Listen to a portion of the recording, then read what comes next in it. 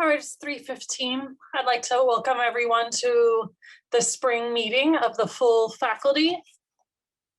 First item of business we have is to review the minutes from our September meeting. Does anyone have any comments, edits, etc.?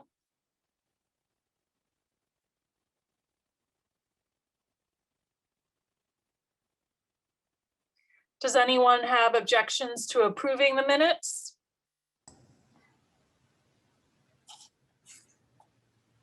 Since there are no objections, we'll consider the minutes approved. We'll move on. We have no unfinished business. We'll move on to administrative reports. Traditionally, we start with a chancellor, but I had a request that Vice Chancellor Force goes first because he has a meeting immediately after this. So hope I'm not offending the chancellor, but we'll go with Vice Chancellor Force first. Thank you, President Simmons. I do believe we checked with Chancellor Angle in advance because I certainly wouldn't want to trump him at any meeting. But I do thank you all for allowing me to be here today. And when I spoke with President Simmons last week, I asked her if there were any particular things she wanted me to cover, and she did suggest 3. So I'll do my best in briefly covering those. And I apologize in advance for those of you that were just on the Budget and Economic Status Committee meeting, because you just heard me give this exact same report. So you will be well informed, certainly. The first item is an update on the stimulus funding. You'll recall last spring and early summer, we received $9.98 million in funding. All of those funds have been spent or have been encumbered to be spent. So HERF round 1 is essentially finished. Earlier this year, we were notified of HERF round 2, which is equal to $15.13 million. Minimum of the $15 million, equal to $4.7 million, has to be spent on students. Block grants have been distributed to students as of last Wednesday, using up the full $4.7 million.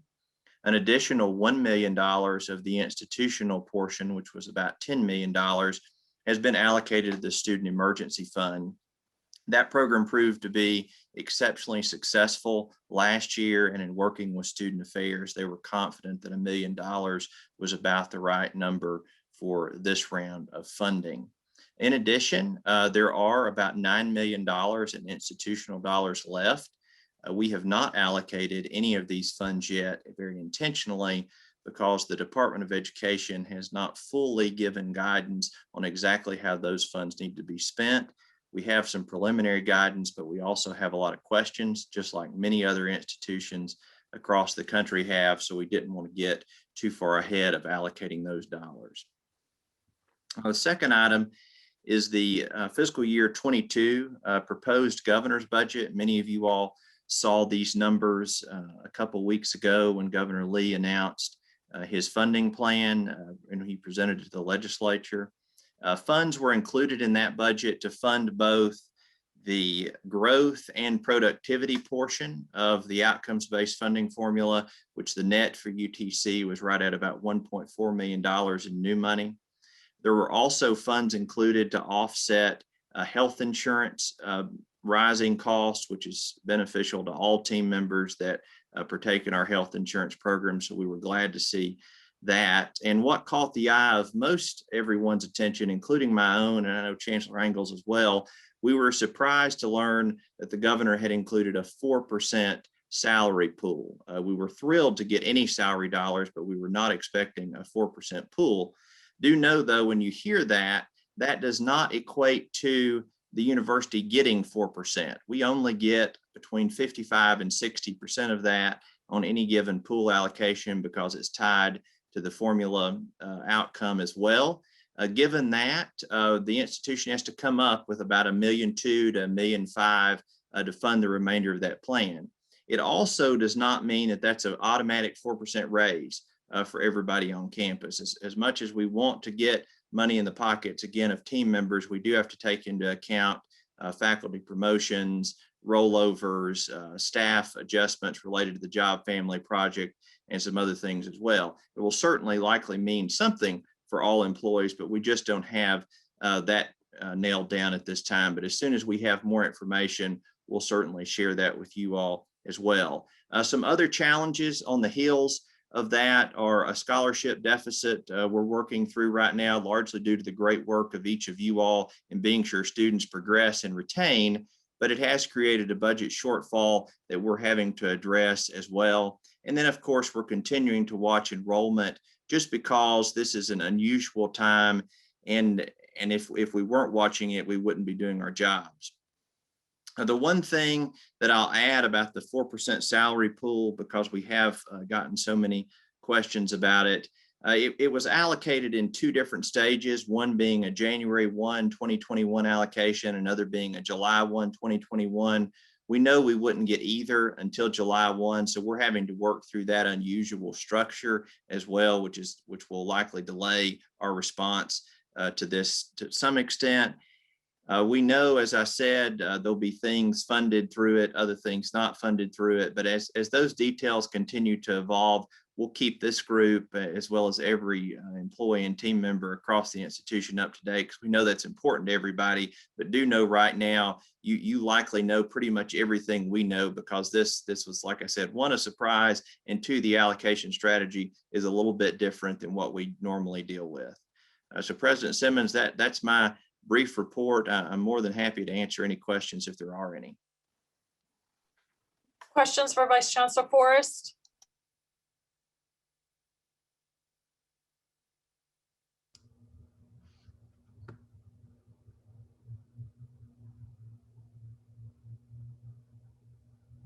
Guess you're going to get off easy today. Okay, well, I'll expect some next time. Thank you much. And again, thank you for accommodating the schedule issue. Sure. Up next is Chancellor Eng. Thank you, President Simmons. I want to thank everyone for working this now it's almost 1 year we've been dealing with COVID. I know it's been challenging, difficult, time consuming. Faculty have worked harder than ever as we've moved programs online, trying to manage hybrid instruction, keep track of testing. I know this has been really difficult. So I appreciate all the effort everyone has gone to. Managing COVID has been a real team effort. Our health team has been terrific. And I can't let this go by without giving them a shout out. Dr. Chris Smith, Dr. Yasmin Key, Dr. Don Ford have done just an incredible job. And today I had the pleasure of meeting a few new members of our health team. When I was called for random testing on Friday, I signed up for 1:45 today. And it was a really nice afternoon to walk across campus to the Collins Street Annex. There's parking available right in front. You can go back and get your test. It's really well organized. They walk you through it, and you find out within 15 minutes whether you were positive or negative.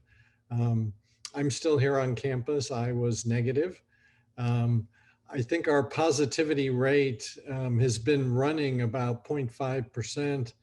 We are trying to test about 1,000 students, faculty, and staff a week.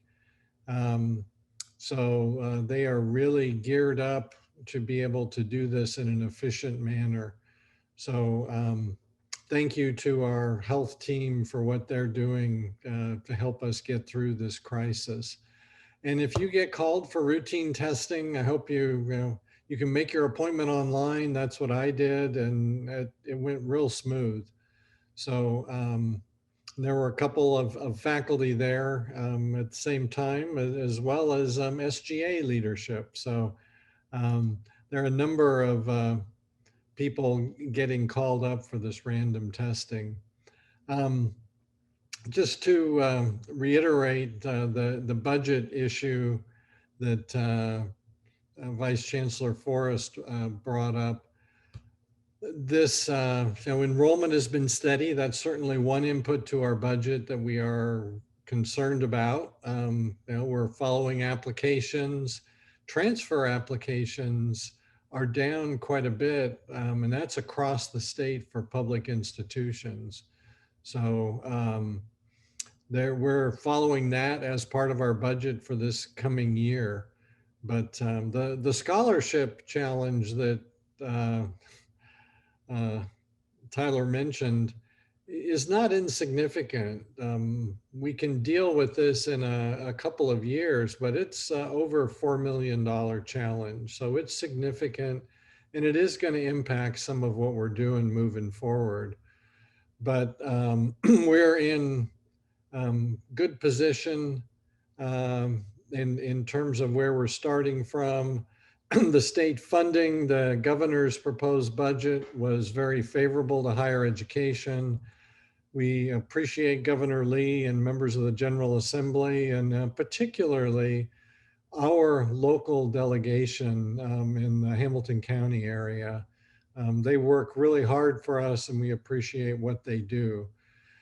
So when you look at what's happening across the country in higher education, dealing with a problem where we have students holding on to scholarships because they're being really successful, that is the problem you want to deal with.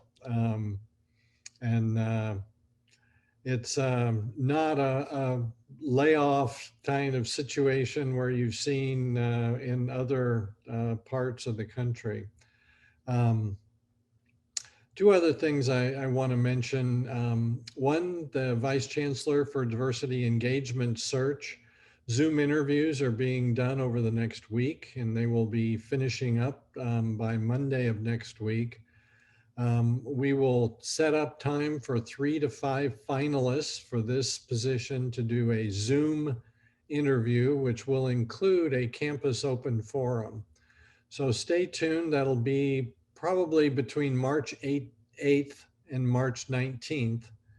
Monday, March 8th through Friday, March 19. We'll try to get 3 to 5 finalists to participate in Zoom interviews.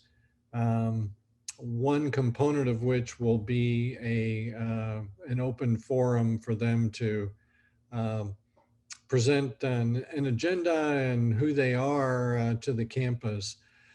At the end of that, we will invite 1 to 2 candidates to actually come to campus where we can meet them, interact with them, and then bring that search to a conclusion. But COVID is just making it a little more difficult for us. So I look forward to filling that position of Vice Chancellor for Diversity and Engagement. Finally, there's an agenda item under new business. I just wanted to mention a proposal to separate the Dean of the Graduate School from the Vice Chancellor for Research. There's a document that there's a link to in the agenda, which will help you look at this. I can tell you no decision's been made about what to do. We wanted to get feedback. We wanted to be able to engage the campus on this topic. So we're looking for input. What are the positives and negatives? There's a budget impact in the back, which is almost $80,000, and that's what we think it will cost. I encourage people to provide input and feedback around that if you have any thoughts on a positive or negative impact for the campus. So with that, that'll conclude my report. Any questions for the Chancellor?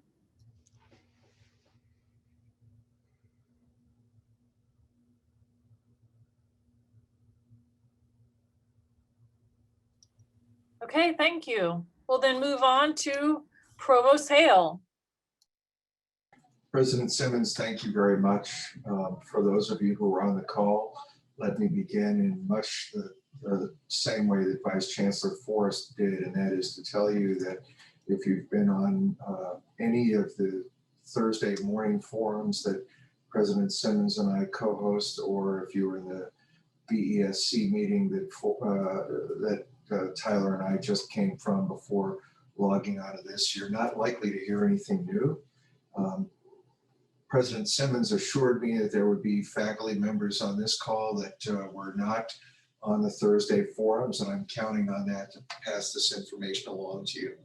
There are 4 items that I wanted to bring to your attention. The first is a strategic planning update. If you're familiar at all with the strategic planning process that we laid out and that we've spoken about in previous meetings, that work began with a series of subcommittees doing the initial heavy lifting for the process. The reports came in from those subcommittees and they were passed along to what we're calling an integration committee. The integration committee had representation from the 4 subcommittees, as well as faculty, staff, leadership that had not participated in the earlier part of the process. The integration committee is charged with taking the 4 reports, integrating them into a single cohesive report that we can then begin sharing with the campus for feedback and for comment. It is the case that the integration committee met for the first time on Friday. The charge that they were given and the task that they were given were, we divided it up into 2 subgroups, each of which looked at 2 of the reports. They'll look at those reports and comment on them, potentially tweak them and do other things for a period of 2 weeks, and then they'll swap the information and look at the 2 reports they had not initially seen. Once that's finished, we're hoping that we'll have a document that we can share with the wider campus community and with the Chattanooga community. We will schedule a series of listening sessions for faculty, staff, and students on campus. We'll also schedule a series of listening sessions for members of the community, and we'll open comment opportunities and comment boxes so that people who are unable to attend those meetings will also have the opportunity to give us feedback. The second thing that I wanted to mention to you is that many of you have heard we are planning to have a series of commencements for the spring, and we will have many more students who are eligible to participate in those commencements than we had for the ones that we had in November. As a result, we're planning on having either 7 or 8 commencement ceremonies, still with limited participation in terms of the number of students per ceremony, so that we may continue with our masking and social distancing protocols during those. We looked at a series of venues, including looking at Finley Stadium and looking at Ingalls Stadium, and neither of those turned out to be appropriate venues for us or ones that would be workable. And so we are back planning for Chamberlain Field as the venue, with an inclement weather venue being McKenzie Arena. And if any of you saw the ceremonies that took place in November, you noticed that even though we indicated there would not be guests allowed, that there were some guests that came onto campus and that were in the general vicinity. Some of them were very compliant with our safety protocols and others were not. One of the things that we are planning for the ceremonies as we move forward, and no decision has been made yet about whether guests will be allowed, is how we can ensure that people are compliant with the safety protocols that we have in place for the campus in order to keep the campus community safe as we go through the commencements. We are planning changes to ingress and egress from the ceremonies. We're also planning on ways that we can limit lines of sight. And so we are hoping that we might be able to welcome some guests on campus, but if we cannot, we're taking steps to ensure greater compliance with our safety protocols. Where we are in that process right now is that a number of working groups have been comprised to help us with some of the more nuanced aspects of putting those commencements together. For example, there is a group that will be working specifically on the ticketing process that we will go through for the commencement ceremonies, one dealing with safety and security issues, one dealing with the nature of the programming and the program for the commencement ceremonies themselves, and then one dealing with contingency planning in case we are unable to hold the ceremonies on Chamberlain Field. There are others as well, but that'll give you some sense of what is being planned and what we're working on. The third thing that I wanted to bring to your attention is that you all probably know by now that as we headed into the fall term, I asked the deans to go through a budget process where there was a 5% holdback in case of a mid-year budget correction. I was hoping to be able to release those funds as soon as we saw what Governor Lee had proposed in his budget that was going to the state legislature. We have been unable to do that as of this particular date. I'm hoping to provide an update to deans and department heads shortly about what we might be able to allow and whether or not all of those funds can be released or whether or not some portion of them need to continue to be held back for other budgetary purposes. The last thing that I wanted to tell you about is I think the campus community is now aware that we are planning for a fall semester that very closely resembles the fall of 2019, so a pre-COVID-19 fall semester. The deans have been instructed to begin planning for that scenario, as have the department heads, and I think the initial schedules that have been entered reflect that. It is the case that we know there's still a good deal of uncertainty related to the pandemic and the virus, and as a backup plan or as a contingency, we have asked them as a contingency to begin planning also for a fall 2021 that looks a lot like the spring of 2021, and that is one with smaller class sizes, additional online instruction, fewer face-to-face classes, fewer hybrid classes, and so on and so forth. But right now, we are hopeful that we'll be able to move ahead with a plan that will allow the fall of 2021 to look like the fall of 2019. And we continue to monitor the virus and local developments related to it, including the availability of vaccines and things of that sort. We will continue on this course until the available information indicates to us that we should be moving to the contingency plan. President Simmons, that's what I had planned. I'm happy to answer any questions. Any questions for Provost Hale?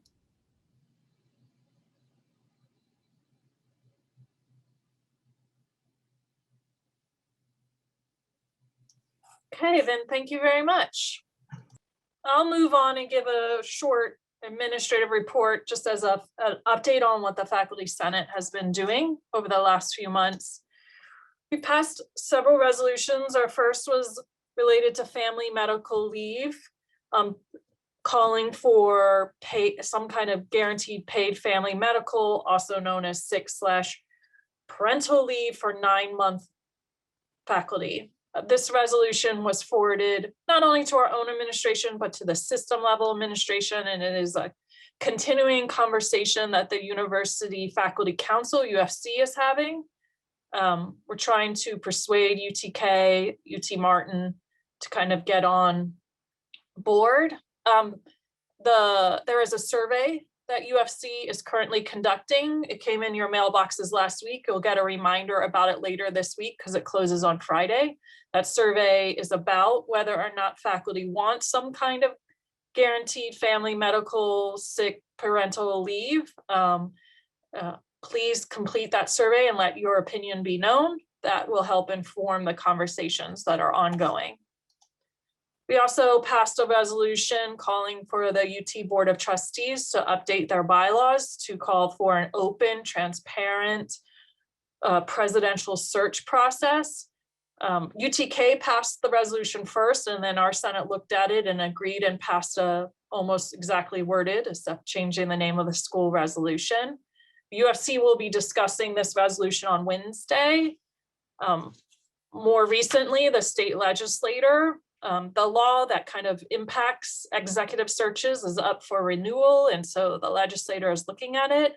And they're considering expanding the rules beyond just the presidents to the chancellors in the UT system. And we will be discussing that as well. I personally have some questions about what the rule change might mean. Would it mean finalists are made public at the campus level or not? And I will have an update about what I learned when we have our next faculty senate meeting. We've had committee work coming up through the Senate. The Faculty Rating of Administration Committee submitted some updates to their survey, which were approved. So when you get the survey in sometime later this semester, you will see there's some new questions related to COVID, and they made a few other updates as well. The Undergraduate Academic Standards Committee has been quite busy. They modified catalog language related to the minor, and just clarifying that it's discipline specific, not department specific, because we were running into some problems where we have departments that are multiple disciplines. The language was very limiting, so they clarified that language. Then more recently, they added language to the catalog about undergraduate certificates, which is something new from THEC. And we wrote language about how that process would be done here on this campus. At our last meeting, the Senate approved recommended changes to the handbook, section 4.7.1, which deals with non-tenure track appointments and promotion. This will now be forwarded to the UTC administration to then send through the system. Nothing is official until the Board of Trustees vote on whatever they would vote on. So we've done our part. Now we wait and see what happens at the higher rankings. There's been several bylaws updates. At our last meeting, we approved a change to the composition of the non-tenure track committee. The language had been very limiting and had limited that committee to just 4 full-time non-tenure track members. The language has been changed to say they have to have a minimum of 4, but does not place a cap on how many can serve. We also increased the number of adjunct Senate members from 1 to 2. There is still an outstanding bylaw change regarding the addition of full-time non-tenure track membership to the Senate. We'll be talking about that in a few minutes. Stephanie Todd is here to talk about that. The Senate asked OPER to produce a report on diversity and academic leadership appointments. That's been made public, and it's topic of discussion among several different groups. We've been doing lots and lots of surveys. You're probably getting tired of me asking you to fill out a survey, but it has been very helpful, helps me stay informed about what the faculty is thinking about topics, and I can use those surveys when we talk to administrators. There are not only these surveys on our campus, but there's also 2 that have been quite helpful outside of our campus. There's the UFC survey, as I mentioned, which is looking at 9-month leave. And then I'll talk about it later in the meeting. The Tufts, the Tennessee University Faculty Senate, had a survey. I'd like to thank everybody at UTC that participated in it. We were the 2nd highest participation rate among the public institutions, 4-year institutions in Tennessee. So I'll talk a little bit more about that survey. And then the Senate produced some handouts, one on the honor code, because there were some changes to it. So it provided some clarity about the changes, and that was sent out in the fall. And then more recently, we just sent one out with tips on how to document COVID in your EDOs as we complete our EDOs. And then finally, in the fall, the Senate updated the COVID-19 absence statement that we used in the spring. More information about all these items are available on the Senate's webpage. You go to the Senate webpage and you click on meetings, minutes, agendas, you will see all these items posted there. Do I have any questions? Does anybody have any questions for me about what the Senate has been doing?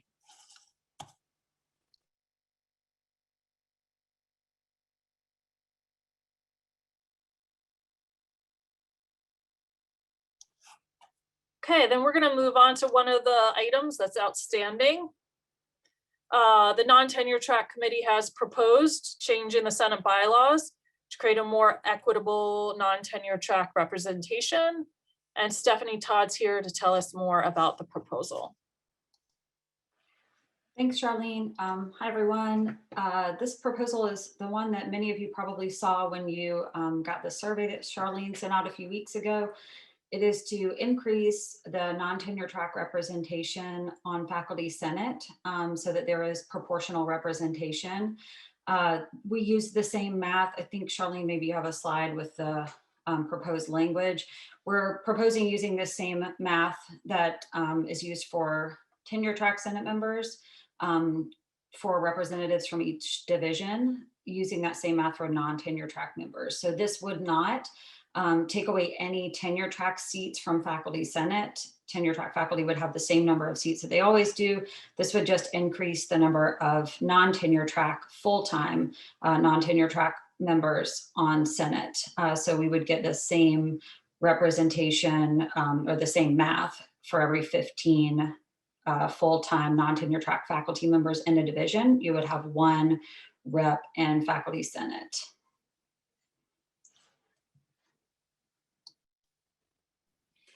So the Senate debated this at our last meeting.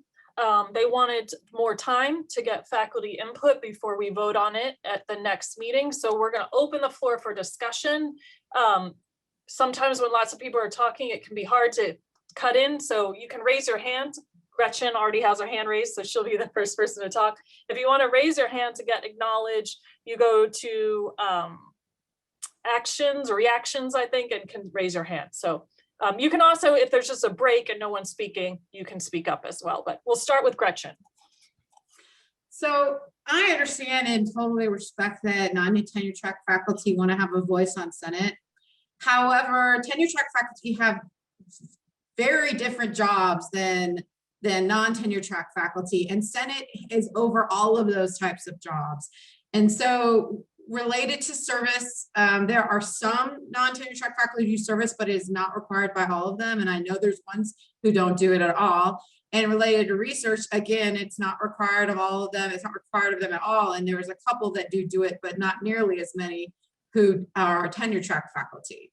So I have a large concern about the non-tenure track faculty getting equal representation when they're not doing the same jobs that the rest of us are doing. Their focus is on 1/3 of the job that the rest of us do. I can understand getting more representation, perhaps. Right now it's every 15 people, so maybe perhaps every 30 people. The other issue that goes along with this is there are some areas, such as the humanities, who have a large area of non-tenure track faculty who are going to start to take over representation on the Senate. And I do have a large concern about this. And also, just to let you know, I've tried really hard when I was president to get representation from all the areas, and it's hard enough just to fill the Senate seats. So what other concern I have is, what if there's a Senate meeting that only non-tenure track faculty show up and the discussions on research? You know, that's a big concern. And you look at who needs to be there. So yeah, I think this is bigger than just throwing up some numbers and saying, and I've seen already that it would change it, so it would be 30% of Senate will be non-tenure track faculty. I'm not sure if that, you know, if that's appropriate or not. I don't know. I'd like to hear from some other tenure track faculty and non-tenure track faculty. I've also heard of some issues in the English department where they have had problems with this, and so this would just be magnifying the problem. I'll put the numbers up of how representation would look if this happens, and then Chris Stewart was the next with his hand up. Hey everybody. So I'm a faculty senator, and I was one of the ones who expressed a lot of concern about this proposal last Thursday and encouraged the delay so that this could be discussed in the full faculty meeting. There was widespread support, even with the TT faculty, for this measure in the survey that was sent out. However, it was my feeling and the feeling of many senators that faculty didn't fully understand what they were voting on and what the context was.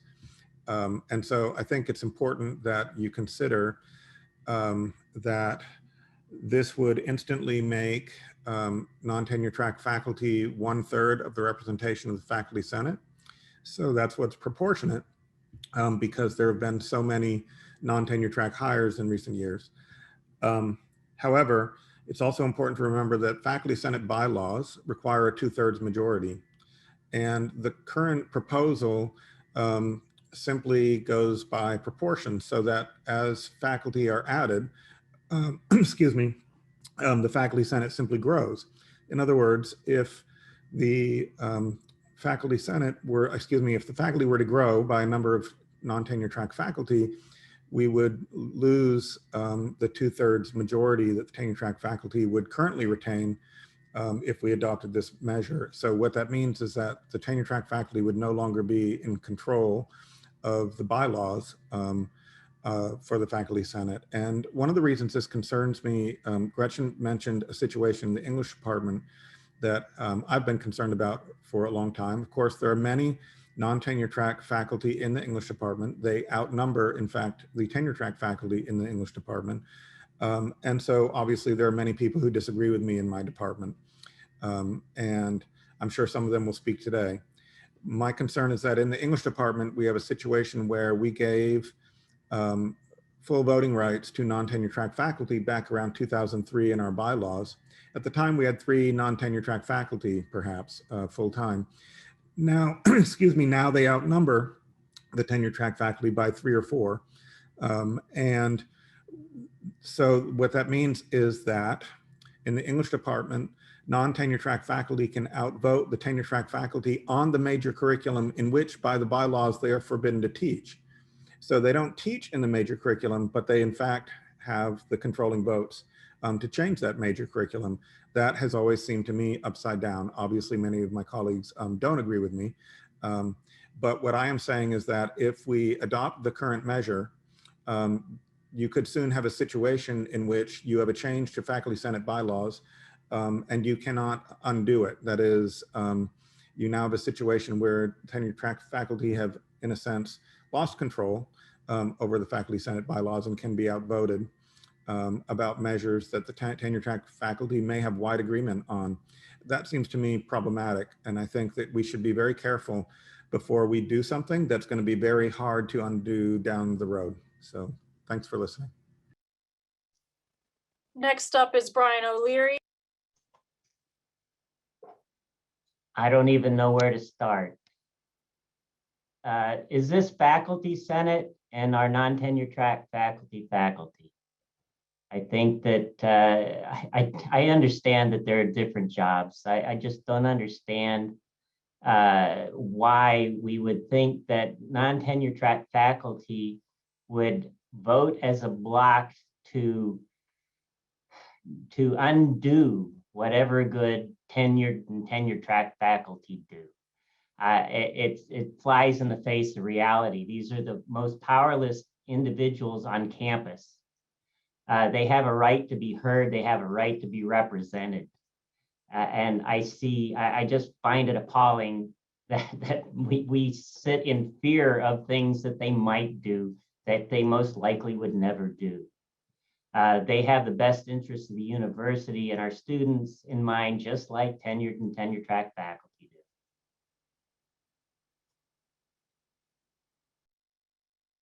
do. Sorry, I'm having problems with my mouse. Next up is Dr. Rising. I wanted to add something that kind of part of the discussion that was brought up in Faculty Senate. I know one thing that Stephanie Todd had mentioned during our Senate session that oftentimes tenure track faculty in the current Senate makeup are voting on things that relate to non-tenure track faculty. So in other words, that in this case, tenure track faculty, because they are the majority, or we are the majority, we're voting on non-tenure track issues and making decisions on things that affect non-tenure track faculty.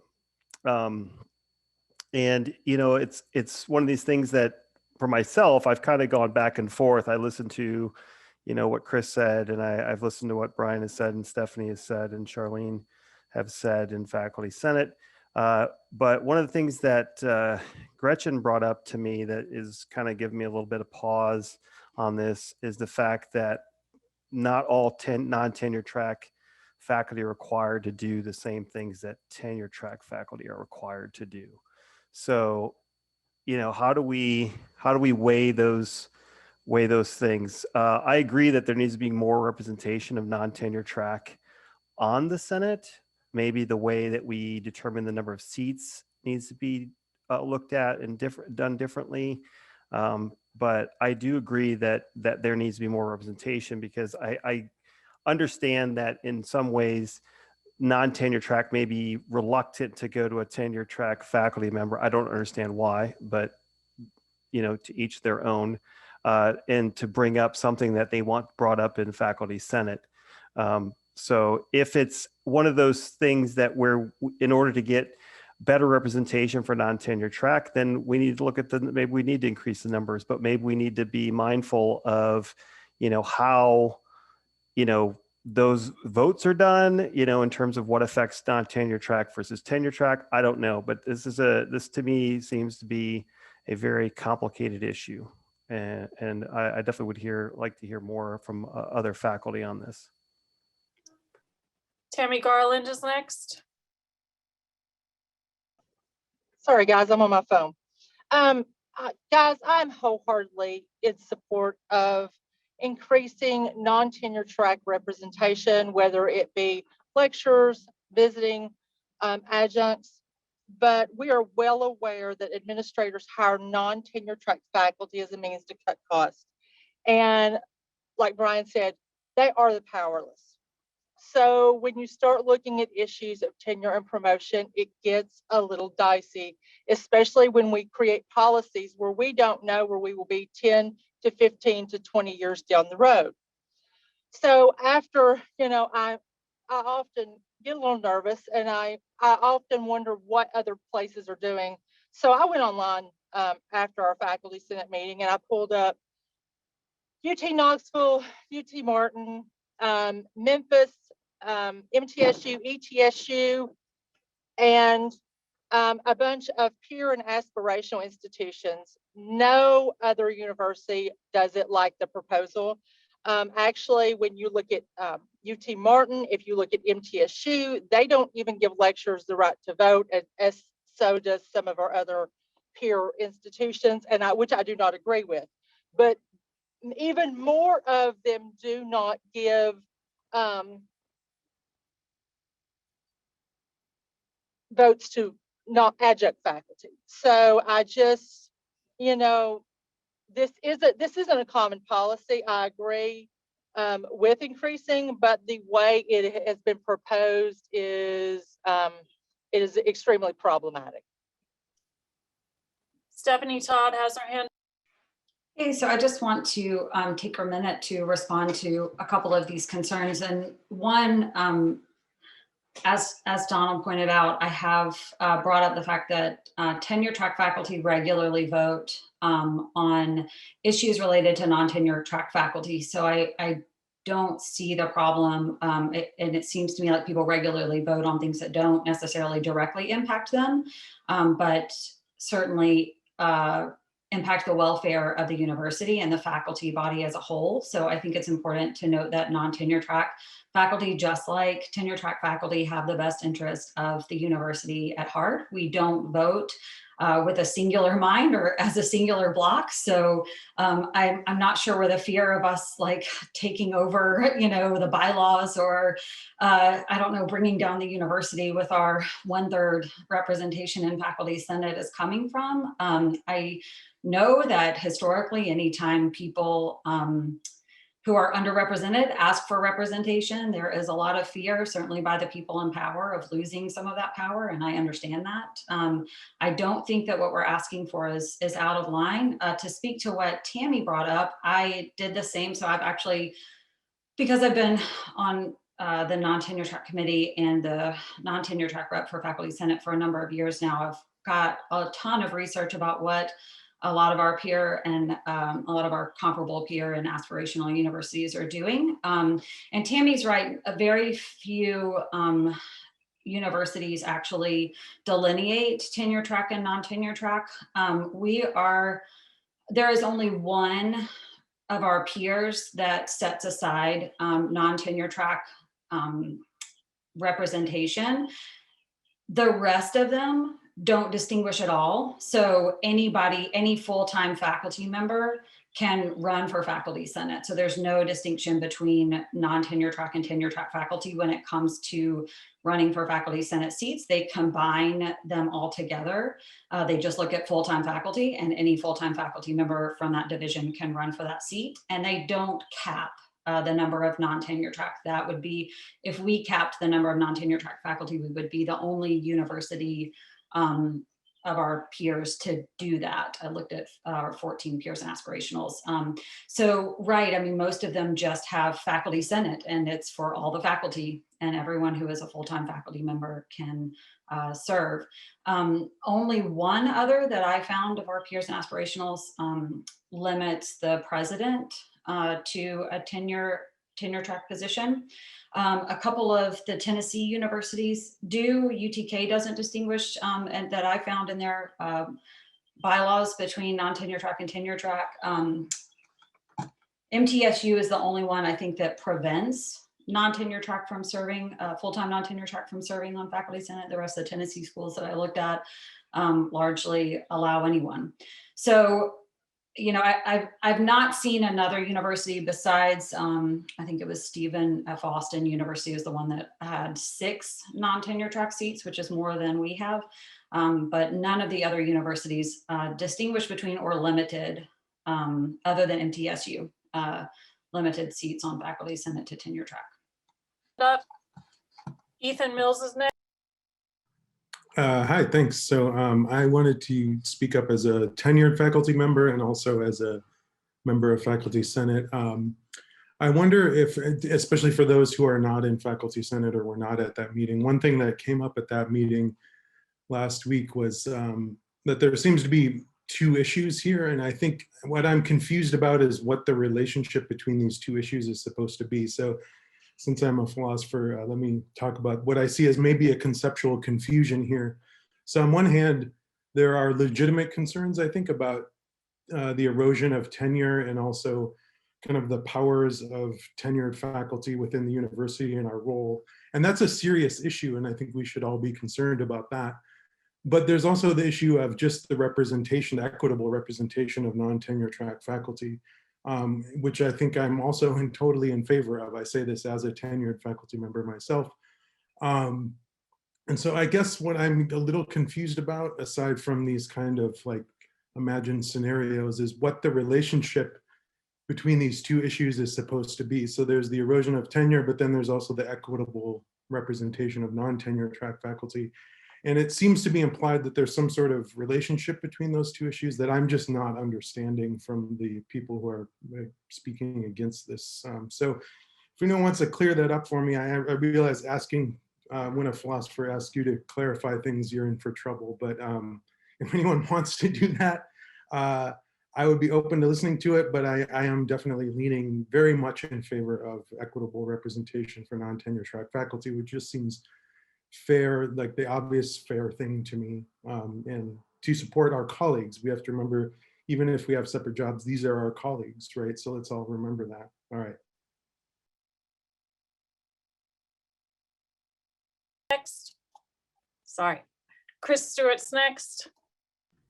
Well, I mean, I think that in this case, those issues that Ethan raised overlap. I think that increasingly lecturers have been hired because they are inexpensive by comparison to TT faculty. Certainly that is the case in the English department. And so they are increasingly asked to do all the work that TT faculty do. And as you erode the distinction between the 2, it becomes easier and easier for administrations to offer departments non-tenure track positions because, oh, you're going to make these people, now they're going to serve on faculty senate, they're going to do all the committee work, they do everything. Why would you pay $20,000 more or whatever it is to hire a tenure track person? So I think there's that.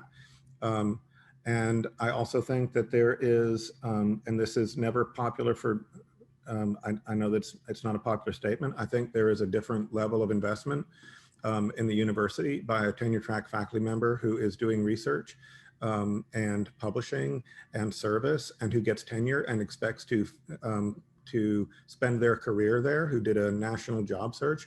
I realize that NTT faculty are increasingly the result of national job searches. All this suggests to me that non-tenure track faculty are exploited. Increasingly, they're being treated like tenure track faculty, and I think that's unfortunate for them. They should be in tenure track positions. But I think the erosion of the distinction is not healthy for a university. The other thing I would like to know is if what Gretchen just said and what Stephanie said seem to be completely contradictory. So I'm not sure how both can be true. You either have different kinds of information or one of you is right and one of you is wrong.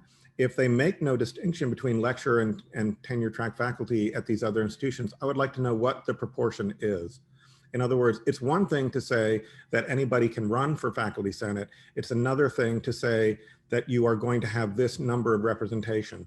Do they have proportional representation? That's what this proposal is. Do they have that at the peer institutions? And so I really wish somebody would answer that question because I don't know the answer. I can answer it for UTK. So UTK simply has divisions. Anybody can run, which means an entire division can be represented by non-tenure track faculty. They don't cap it one way or the other. It's simply all faculty are treated equally.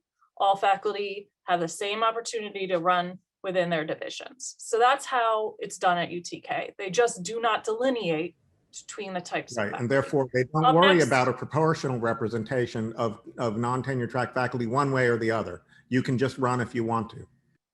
Correct. Up next, Don Reesing. So one of the things I was going to ask, and who determines the composition of the faculty of UTC? So I kind of piggybacking off what Ethan brought up with tenure track versus an erosion of tenure versus with the hiring, and what I think the concern Chris is voicing with the hiring of more non-tenure track. But who dictates the hiring of more non-tenure track faculty? Is that an administration decision? And if it is, what power does Faculty Senate have to stop it? Because here's the thing, and I'm a tenured faculty. I very much support, I think tenure is a good thing, but I also see the benefit for our my non-tenure track faculty colleagues. They may not want to be tenured. The non-tenure track may suit them better. And I respect them for that. That's their choice, just like for tenure track is my choice. And I hope they respect me for that.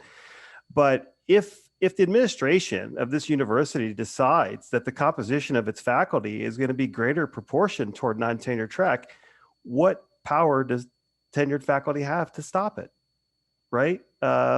So if we align the Faculty Senate in a way that determines the number of seats proportional to the number of tenure track and non-tenure track, and over the next 10, 20, 30, how many years, UTC becomes predominantly non-tenure track, then should they not have a majority vote on the Senate? Because at that point, the administration would have decided that they would rather have and take advantage of people in non-tenure track positions than they would tenure track. Now, if it's the decision of the tenured faculty to decide the proportionality of the faculty of the UTC as how much will be tenured and how much will be non-tenured, then it's a moot point, because the tenured faculty can say, wait a minute, we're hiring too many non-tenure track faculty. We don't want to upset the power in the Senate. So let's not hire the next 5 or 6 non-tenure track faculty. Let's make those tenured faculty positions instead to maintain our majority in the Senate. So I guess that to me is the fundamental question to answer. If administration decides that they would rather have a more tenured, non-tenure track makeup of faculty, what power does the tenure track faculty have to stop it? And why should that be affected in Faculty Senate? Alex Zellins. So I also wanted to reiterate some of the points too that Brian and Ethan brought up, is that if non-tenure track represents 30% of our faculty, then why are only 2% on Faculty Senate? And something that we brought up in the meeting last week, and what I don't want to get kind of lost in the conversation is, as a tenure track faculty member, we vote all the time on non-tenure track issues. we have the majority say, and yet that's, as you know, as people point out, not necessarily our job. So I'm very much am in favor of having equitable representation of non-tenure track. I think to address some of the comments others are making, and a comment that was also made last week, is that 95% of the issues we vote on are overall issues. They're not tenure or tenure track or non-tenure track focused. They're completely separate. So if it makes people more comfortable that, okay, well, we're going to have equitable seats, then non-tenure track can vote on non-tenure track issues and tenure track votes on tenure track issues. But I don't think that it's very fair that non-tenure track have 2 seats and they're 30% of our faculty. Next. Others who would like to voice their opinion.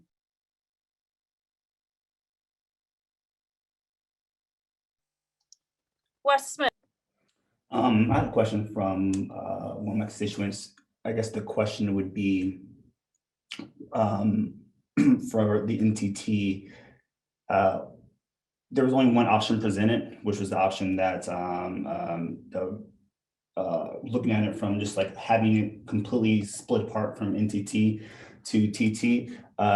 Was any consideration to just increasing the division numbers as a large, and then that way the colleges themselves can just say like, hey, you know, we want to stipulate that a non-tenure track representation, because let's say if we're in English, for example, we have a large proportionality of it. And so we might have large proportions of non-tenure track that we want to represent our body in comparison to somewhere like in, you know, I'm going to say this not knowing anything about, but like the sciences might have a large proportion of tenure track members.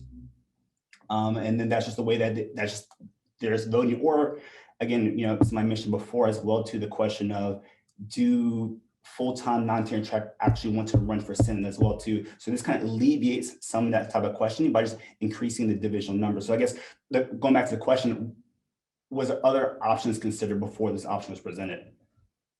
Yes. I'll ask Stephanie Todd to address that question, because this comes from the non-tenure track committee.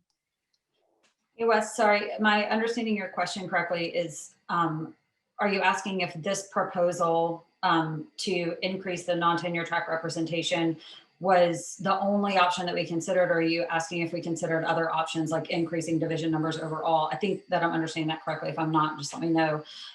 So I have, yeah, we have discussed some other options, and looking at, like I said, the peers and aspirationals, that's what all but one of them do. All of them have just a pool of numbers of faculty, and I'm comfortable with that option. The reason that we went with this option is because the way that our faculty senate is designed, they were already divided out, the non-tenure track and tenure track seats. So we felt like, you know, just staying at the same system that we already had and just increasing the representation within that system made sense. But I'm also completely open to conversations about increasing, you know, divisions overall. In other words, looking at the total faculty and not just the tenure track faculty.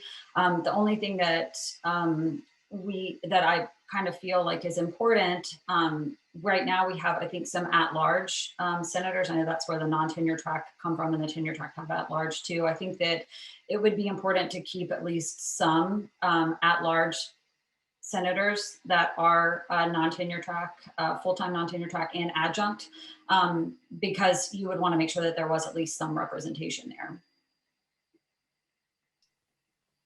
Chris Stewart. Yeah, I'd just like to thank Wes for bringing up the issue of that only one proposal has been brought forward, only one option.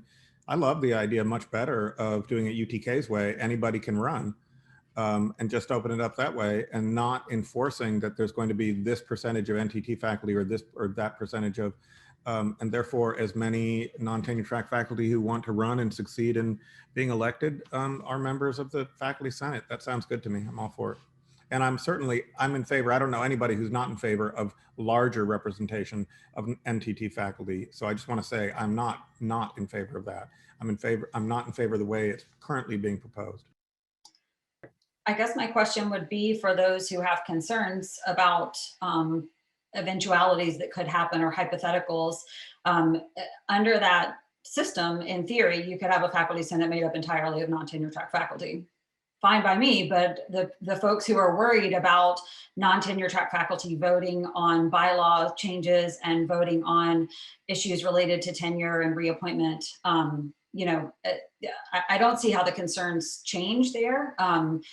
But I mean, I'm open to a discussion about either proposal. That would be certainly more in line with what the peers and aspirationals do. I think Other comments, suggestions, particularly from people who have not spoken? Jody Caskey. Yeah. Hi, so I'm on the faculty senate as well. I'm a full-time non-tenure track faculty member.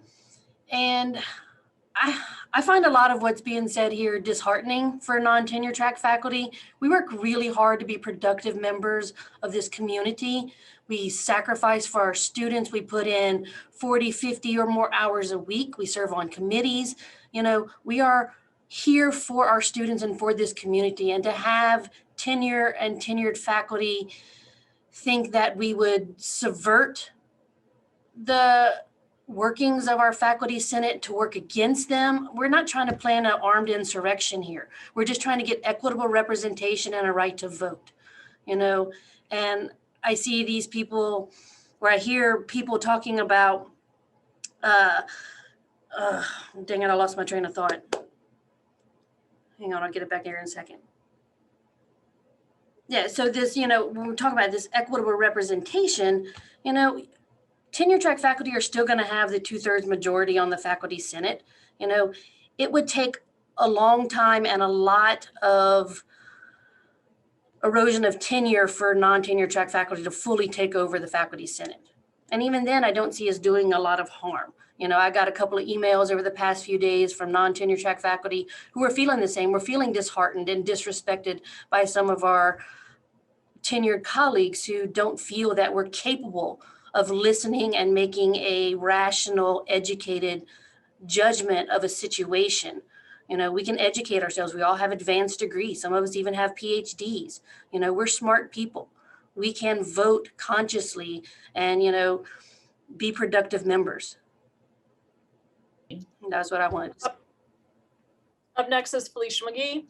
I find this quite interesting. I started here at the university as an adjunct, and then I was a non-tenure track instructor for 5 years, and then an assistant professor and now a tenured professor. But during all of that time, I only cared about what was best for the students, what's best for them, what's best for our department, what's best for the curriculum. And if the non-tenure track make up 30% of the faculty, they need to have their voices heard. And at the end of the day, you just have to do what's right. And this is the right thing to do. Any others?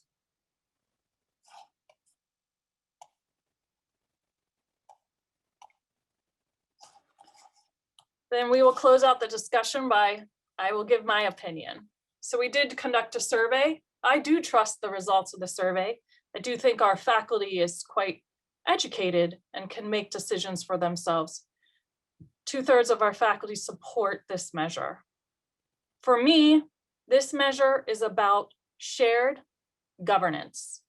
The Faculty Senate represents the faculty. We need to represent the full faculty. Currently, we have 5% of the seats allocated to non-tenure track faculty, and yet they make up 30% of our full-time faculty. I personally thoroughly support this proposal and any proposal that increases the role of non-tenure track faculty in shared governance.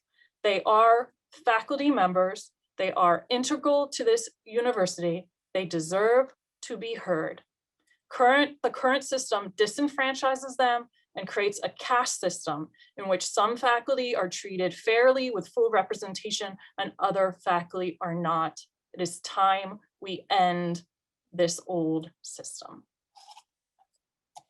Now, this will come up for a vote at our next meeting. I suggest all faculty reach out to their senators and make their opinions known. Whether you support it or don't, make your opinion known. If you are not comfortable reaching out to your senator and you want your comments to remain anonymous, please feel free to send them to me. I will collect any comments I receive and put them in a document with no identifiable information and share it with the Senate. All right, we are going to move on to our next item.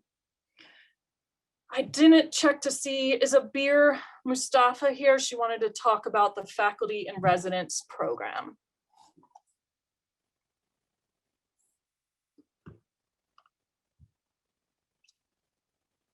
Is anyone else here to talk about the faculty and residence program? Okay, well then I'll give it a quick plug. There was an email that came out, I think 2 emails that have recently come out. We have a faculty and residence program. It was introduced 2 years ago. We have 3 different faculty that live on campus. I believe it's been quite a successful program. But when you participate in the program, you have a 2-year participation. So the 3 faculty that are currently participating in it are coming, their term is coming to an end. So they are looking for new faculty to take over those roles. If you are at all interested in it, please reach out to housing. So Abir Mustafa is the Vice Chancellor, Assistant Vice Chancellor, one of many titles, who oversees housing. So reach out to her, check your emails. I'm sure there'll be another email coming shortly, which provides more detail. But it is a very important program in which faculty, have different types of interactions with students by living in the dorms. All right, next item for discussion. So as the Chancellor mentioned, there is a proposal circulating to separate the Vice Chancellor of Research and the Dean of Graduate School positions. Currently, it is 1 position. There is currently an Associate Dean of the Graduate School. The proposal is to separate those 2 positions, so there will be a freestanding Vice Chancellor of Research and a freestanding Dean of Graduate School. The Associate Dean position would disappear. As the proposal outlines, there is a different skill set, audiences, and functions of those 2 jobs. The proposal also talked about there's an expansion in the activities on the research side and the graduate school, and so the separation of the 2 jobs is warranted at this time according to the proposal. It did outline the costs, minimum increase of $79,500. That's a combination of 2 major expenses. One is increasing the pay from an associate dean to a full dean, whoever might end up in that dean position. And the other is to bring in a new administrative assistant to be under the graduate school, because the other would remain with the Vice Chancellor of Research. So the Chancellor is seeking feedback. So I open the floor for questions, comments, discussion about this proposal. Deborah McAllister. Is this proposal being brought forward to the faculty for a vote? And if so, who's bringing it forward? No, it's not being brought forward by a vote. This proposal comes from the current Vice Chancellor of Research and Dean of Graduate School, Dr. Ramani. She has put this proposal to the Chancellor, and now the Chancellor is circulating it with different groups, including the faculty, to get feedback so that he can make a decision. It will be his decision, but I wanted to gather feedback so that he can know what the faculty think about this proposal. So questions, comments, discussion. Yeah, Charlene, I'm just wondering, would there be a search for this Dean of the Graduate School? Or would it be automatically filled by the current Associate Dean? Good question. It will be one we ask the Chancellor. The plan would be to run a search.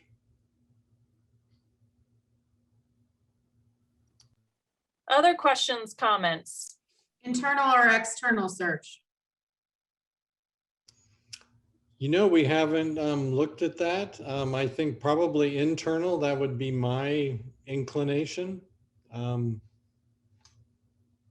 But we'd be interested, graduate council could provide some very helpful guidance here.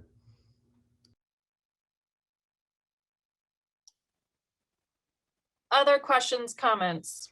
Yeah, my question is in regards to what about other current unfilled faculty positions that were stopped because of COVID-19? They weren't filled. I know we're waiting for budget issues to be resolved, but where does this stack up in terms of priorities versus these other, faculty positions that are now empty that have understaffed or put departments and divisions, behind the eight ball in terms of manpower? That's part of the feedback I think we need to get.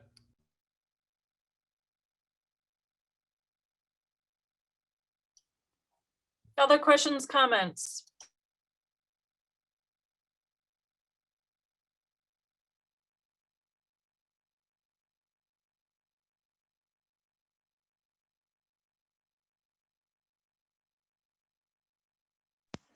This is Katie.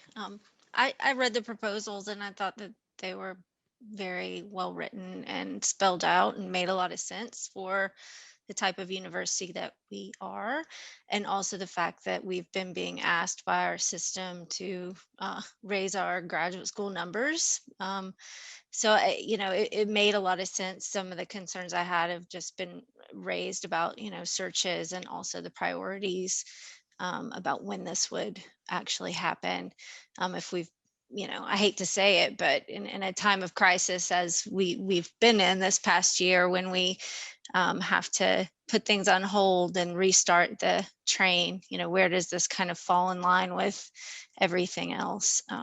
So those would be, just second what everyone else has said. But the proposal, if you want feedback on that from me, it seemed legitimate, and looking at other organizational structures, it's a very similar proposal to what you see in other institutions of our size. Wes Smith? What is the potential timeline that the university would like to have this position filled for? Are we looking for a rolling into the fall 2021 or the summer of 2021 or the spring? I guess what's an ideal timeline that you would like to move on, and then what would be a potential timeline that you're happy with if it got pushed back? I think receiving feedback so that we can make a decision, prioritize it against other, budget requests would seem to make sense. So we are entering a budget process. We have an April,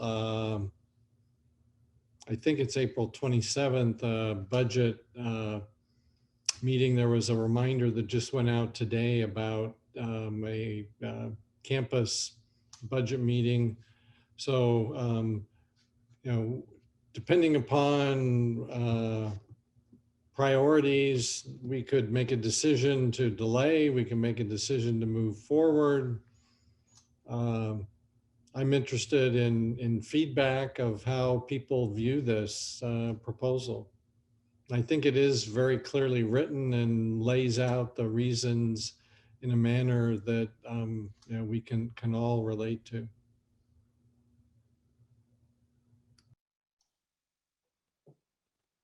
Other questions, comments?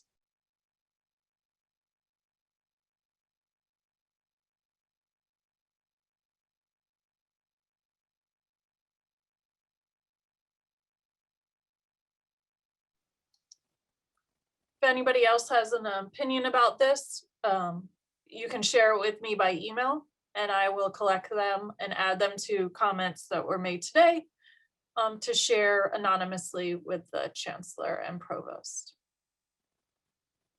All right, moving on.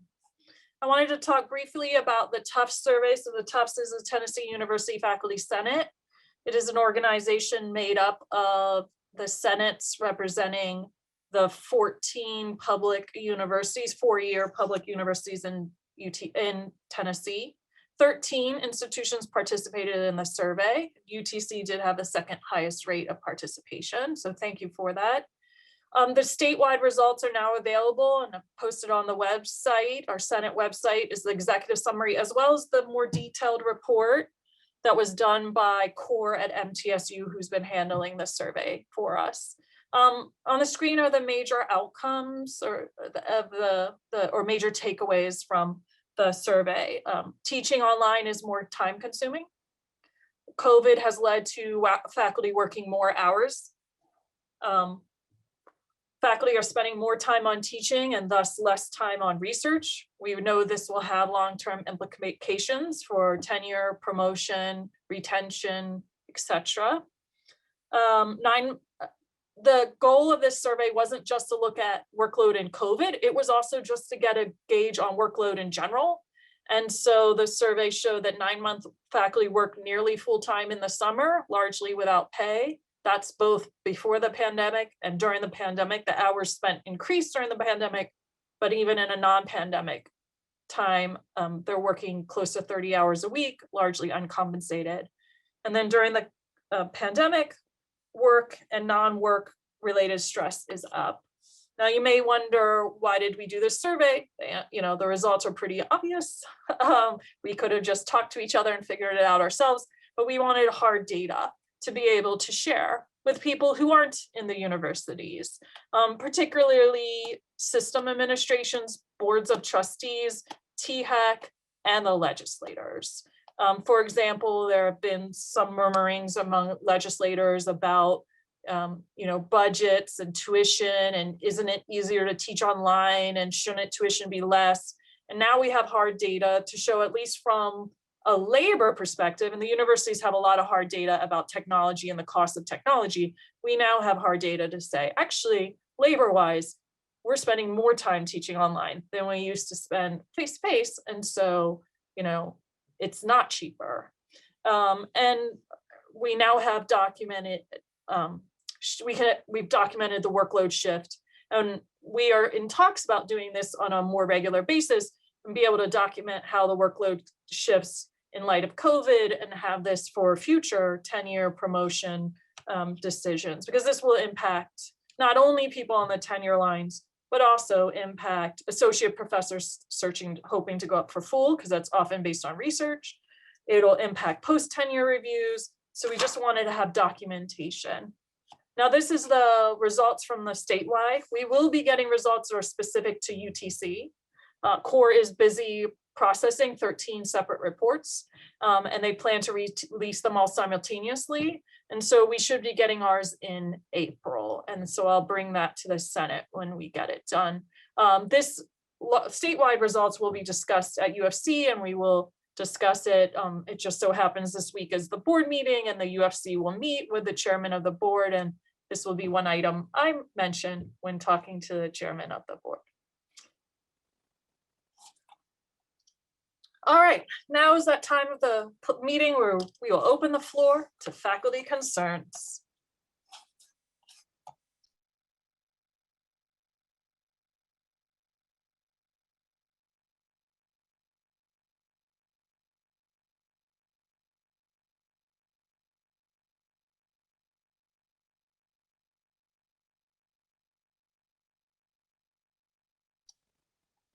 Okay, no express faculty concerns. Do remember that at any time you can express your concerns. Several different ways to do that. All of them are linked on the Faculty Senate's main page. Ooh, Katie, I'll get to you in just one second. You can always contact your senator. There's an anonymous forum for submitting concerns. You can always email me. Now to Katie. I don't really miss too many opportunities to talk.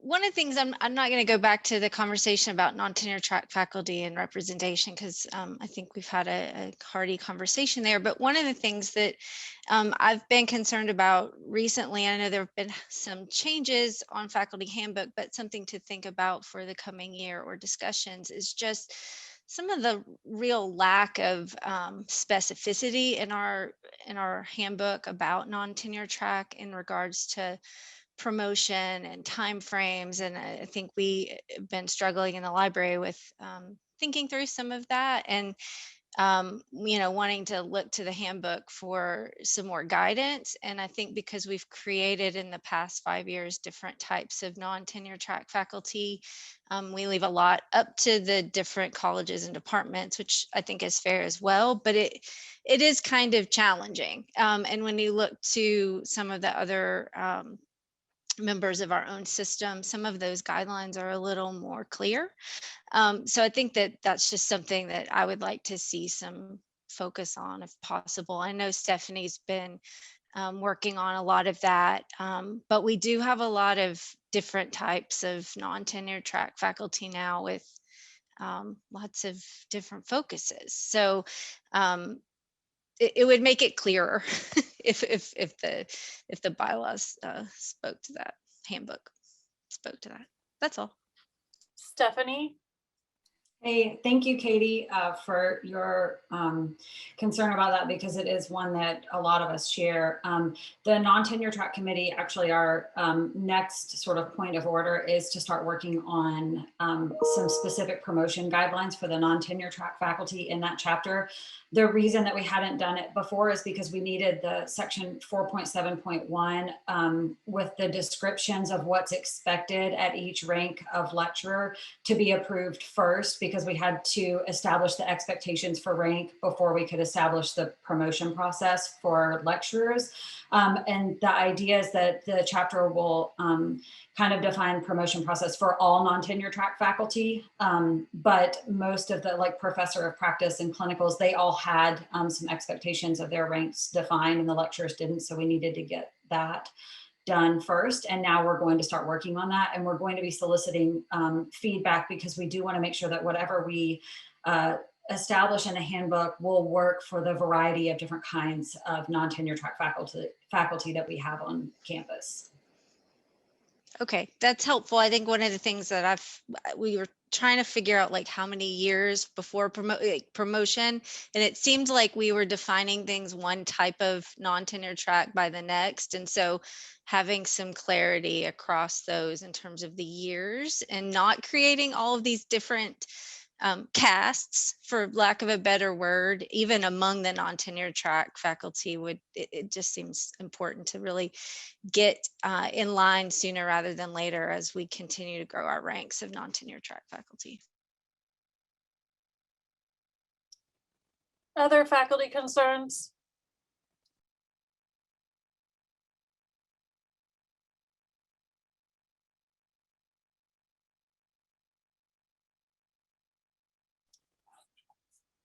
Okay, then we'll move on to a few announcements.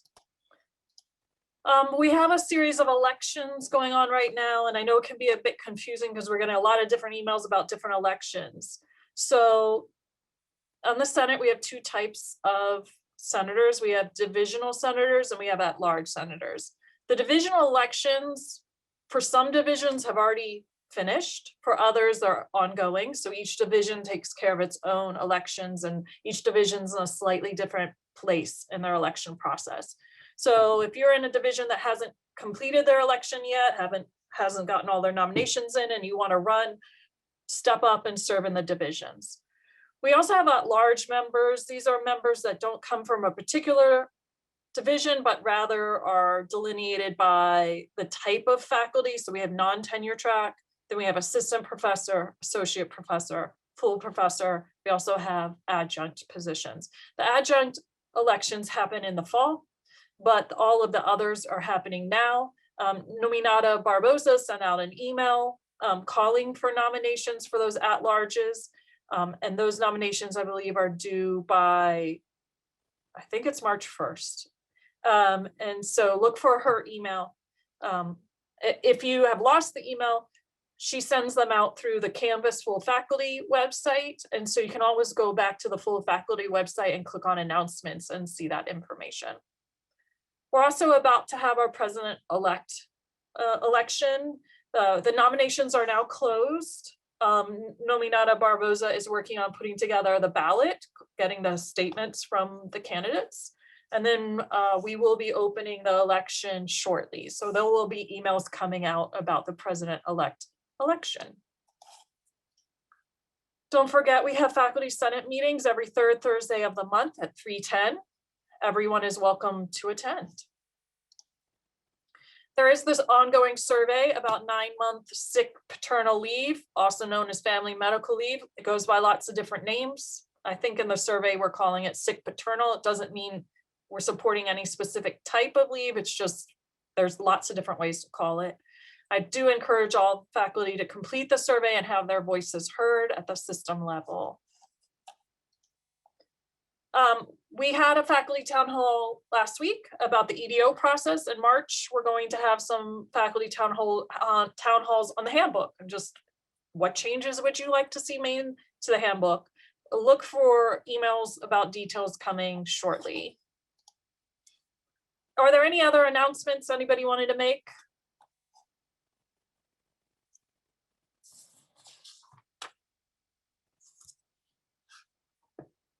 Okay, then do I have a motion to adjourn the meeting? So moved. Anybody want a second? Jeremy Harvey, second. Fabulous.